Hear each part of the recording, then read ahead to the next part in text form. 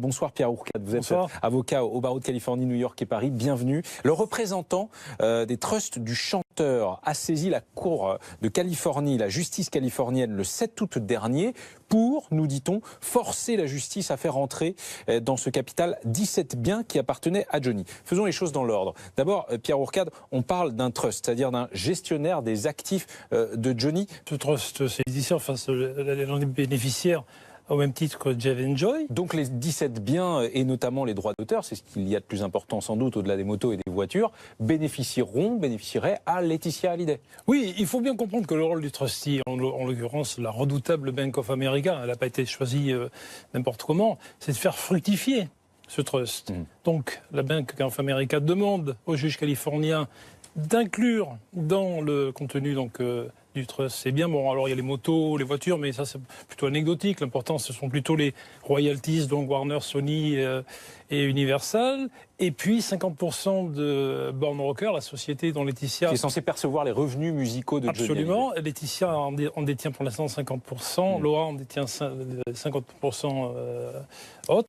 La société, donc le trustee voudrait que ce soit intégralement réintégré dans le trust. Mais est-ce qu'on doit comprendre que Laetitia Hallyday est derrière cette action du trustee? Bien sûr. D'abord, elle cherche en effet à ce que le trust contienne évidemment le maximum de biens donc, qui correspondent à la succession de Johnny Hallyday. Okay. Mais c'est également de ramener les débats en Californie. Ça, on pouvait s'y attendre. Et je suis même surpris que les avocats de Laura et David n'aient pas anticipé le fait que Laetitia, j'avais d'ailleurs évoqué sur votre plateau, il était très probable que Laetitia allait saisir les juridictions californiennes. Ce qui est quand même de frappant dans ce dossier, c'est que vous avez deux juridictions qui sont désormais saisies, puisqu'on sait déjà, on a su aujourd'hui donc que la juridiction californienne avait été saisie, mais nous avons une audience devant le tribunal de grande instance de Nanterre mi-novembre. Alors, est-ce que le juge français va se déclarer compétent ou incompétent? Mais est-ce que les procédures françaises et californiennes et américaines peuvent se télescoper? Oui, elles peuvent se télescoper, elles peuvent même cohabiter. Les magistrats, notamment les juges français, rechignent toujours à déclarer leur incompétence et à déclarer que le droit français n'est pas applicable.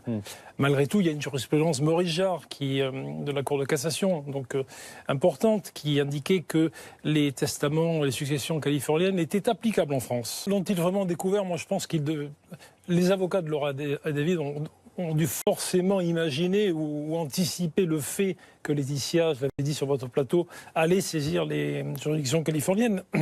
Et il va falloir donc que les avocats de Laura et David ou leurs correspondants californiens soient présents à cette audience. Il faut aussi savoir que quand la Cour de Los Angeles aura rendu une décision, elle sera susceptible d'appel.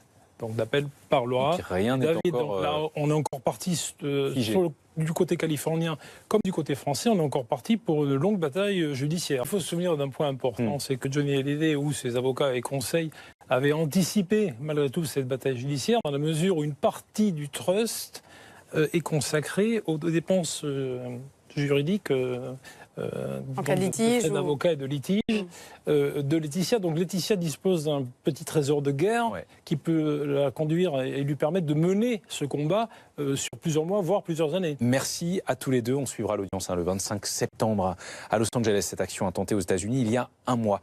Merci beaucoup.